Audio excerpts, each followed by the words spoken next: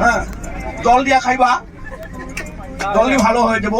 যদি আপনাদের দাঁতের বিষ আছে, পেটের বিষ, হাতের বিষ, ভরির পাওয়ের বিষ, সবকিছু ভালো হয়ে যাব। এই যে আমার ওষুধটা ভারত বিখ্যাত ঔষধ, ডক্টর সুমন সাহার ঔষধ, এই ঔষধ ভালা। যোৱাকালি এটা মস্ত পিকনিক একদম কেইটা মানুহ আছিলো, 20টা মান হাঁহ আছিল, 8টা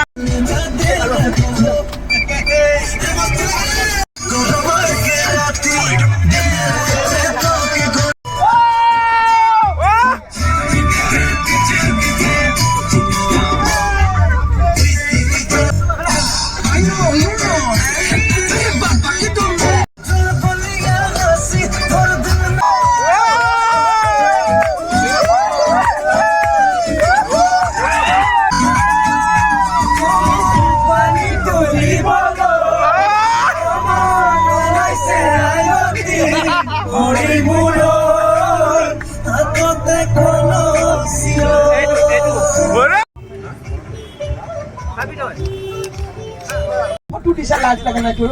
নাংটা মংটা চালা অসভ্য অসভ্য ইগিলা কৰিব লাগিছে তই? তোৰ ভাল পোৱা যিহেতু কি কৈছে হা? মানে এতিয়া ঘৈণীয়েকক লৈ অহা কথা আছিলে, এই বোলে কলো মই লৈ আহিম বুলিও কোলা। ওই যেতিয়া মানে আমাৰ কিছুমান নতুন নতুন জীয়া যাব বুলি শুনিলে না, কৈছি ঘৈণীয়েকৰ বোলে অসুবিধাই হৈছে আজিকালি।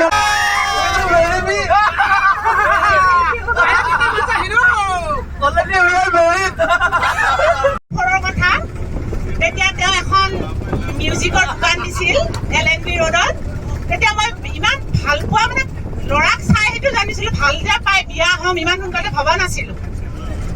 যেতিয়া মই ভাৰতীয় জনতা যোৱাকালি এটা মস্ত পিকনিক একদম কেইটা মানুহ আছিলো, 20টা মান হাঁহ আছিল, 8টা মান। সেইবাৰ খাই সেইবাৰ হজমে হোৱা নাই। কি বস্তুটো?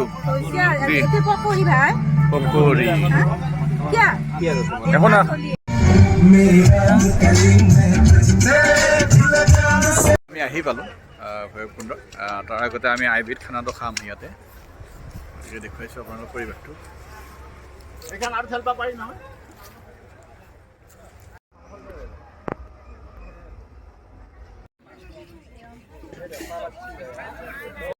আমি ৰাতি হ'ব এটা বাপাৰে ঘৰকে আমি একেবাৰে দাবাই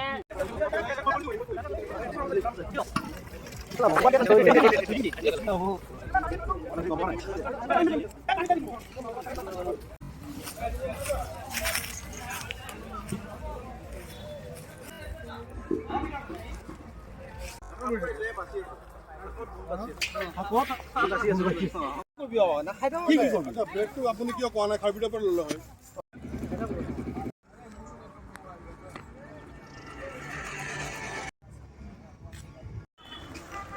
ইমান স্বাস্থ্য মানুহ কাৰণে লৈ নালাগে পিকনিকত, বুজিছেনে? এতিয়া আমি বেটাৰী গাড়ী লৈ ঘূৰি আছো গোটেই হেৰি ভৈৰৱকুণ্ড প্ৰতিটো লোকেশ্যনত বেটাৰী গাড়ী লৈ যাব লগা হৈছে এইবিলাকৰ কাৰণে। কি কৰিম? ইমান ডাঙৰ মানুহ কিয় লৈ আহিব লাগে? তোমাৰ কাৰণে তুমি খাৱা খুৱাই থাকা আৰু বাছখনতো নুকুলেই এই মানুহ, ইমান নষ্ট মানুহ। হয় নমস্কাৰ, অসমৰ বাতৰি চেনেলটোলৈকে আপোনালোকক স্বাগতম জনাইছোঁ। এয়া ধুনীয়া এটা লোকেশ্যন, আমাৰ ওচৰৰে হয়।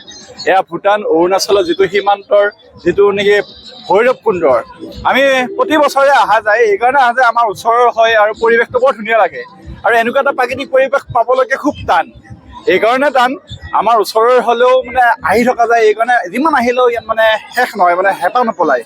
আৰু ইয়াতে ধুনীয়াকৈ সেই পিকনিকৰ সময়খিনিত ধুনীয়া মানে আমেজ ভৰা কিছুমান অচিনাকি হাঁহিও দেখা পোৱা যায়। গতিকে আপোনালোকক গোটেই পৰিৱেশটো দেখুৱাই দিছোঁ। আৰু এটা ভাল লগা পৰিৱেশ আৰু ধুনীয়া কেওফালে পাহাৰৰ মাজেৰে ধুনীয়াকৈ নিজৰাটো বৈ গৈছে ধুনীয়াকৈ। গতিকে আপোনালোকক দেখুৱাই আছোঁ, সম্পূৰ্ণ পৰিৱেশ চাই থাকিব।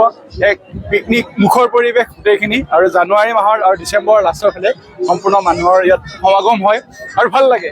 ধুনীয়াকৈ ভূটানৰ কমলা খাব পায় ইয়াত, আৰু অৰুণাচলৰ মানুহখিনিও লগ পায়। গোটেইখিনি মানে একদম আৰু গাহৰি পুৰা হ'ব এতিয়া। মনোজ ব্যস্ত হৈ আছে পুৰা।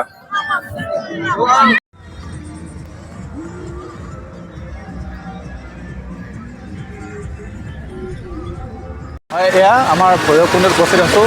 গৈয়ে আছোঁ আপোনালোকক গোটেইখিনি দেখুৱাবলৈ চেষ্টা কৰিছোঁ আজি। আৰু এই ভিডিঅ'টো এই লোকেশ্যনটো আমাৰ প্ৰিয়, এইকাৰণে প্ৰিয় ওচৰৰ কাৰণে, আৰু ইয়াত ভাল লাগে এই সময়খিনিত, পিকনিকৰ সময়খিনিত ভাল লাগে। গতিকে আপোনালোকক দেখুৱাবলৈ চেষ্টা কৰিছোঁ ভিডিঅ'টোৰ জৰিয়তে। আপোনালোকে চাই থাকিব। এটা আনন্দময় পৰিৱেশ এই ডিচেম্বৰ আৰু জানুৱাৰী মাহটো। ভৈৰৱকুণ্ড এটা নাম আছে আমাৰ অসমত, আৰু ভূটান, অৰুণাচল এই গোটেই আটাইখিনি মানুহে ইয়াত লগ পায়। এটা মানে সমাৱেশৰ ঠাই বুলি ক'লে ভুল নহ'ব। গতিকে চাই থাকিব, আপোনালোকে ভাল পাব।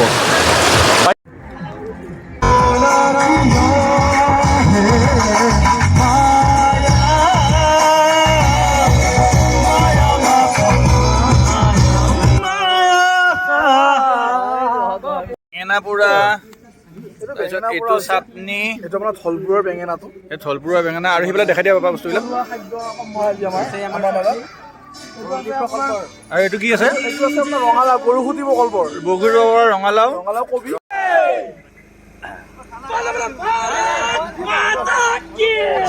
বেলি লহিয়ালে আমিও ঘৰলৈকে যাবলৈ হ'ল, যিহেতু খোৱা লোৱা এতিয়াও বাকী আছে। সেয়েহে বহুত সময় ঊৰ্ধ্বতম যিটো ব্যৱস্থা যেনেধৰণে কাম কৰি আছে, তেনেধৰণে আগবাঢ়ি গৈছে। এই ক্ষেত্ৰত যুৱ মৰ্চাৰ আৰু আজি দিনত আমাৰ ৰাকেশদাৰ নিচিনা মানে একদম ষ্ট্ৰং ভাৰতীয় আমাৰ অখিল ভাৰতীয় বিদ্যাৰ্থী পৰিষদক নেতৃত্ব দি অহা এজন ব্যক্তিক আমাৰ বিজেপিক আমাৰ যুৱ মৰ্চাৰ দায়িত্ব দি মই ভাবোঁ আমাৰ ভাৰতীয় জনতা পাৰ্টি এটা একদম ৰক্ষা কৰি পেলাই এটা পৰিয়ালৰ মাজত একেলগে খাম বুলি এটা আহিছোঁ। সকলোকে পুনৰবাৰ নৱবৰ্ষৰ শুভেচ্ছা জ্ঞাপন কৰিছোঁ, আৰু আগন্তুক যি ভোগালী বিহু আছে, ভোগালী বিহুৰ শুভেচ্ছা জ্ঞাপন কৰিছোঁ। পঞ্চায়ত নিৰ্বাচন আহি আছে। এই খানাৰ পিছত বা এই পিকনিকৰ পিছত সকলোৱে টিকটৰ কথা বাইদেৱে কৈছে। আমাৰ স্বাৰ্থতা থাকে ভাৰতীয় জনতা যুৱ মৰ্চা হিচাপে যে 10জন কাৰ্যকৰ্তাই পালে আমাৰ নিশ্চয় ভাল লাগিব। নাপালেও ভাৰতীয় জনতা পাৰ্টিক 100% জয়ী কৰোৱাৰ ক্ষেত্ৰত পঞ্চায়ত নিৰ্বাচনত ভাৰতীয় জনতা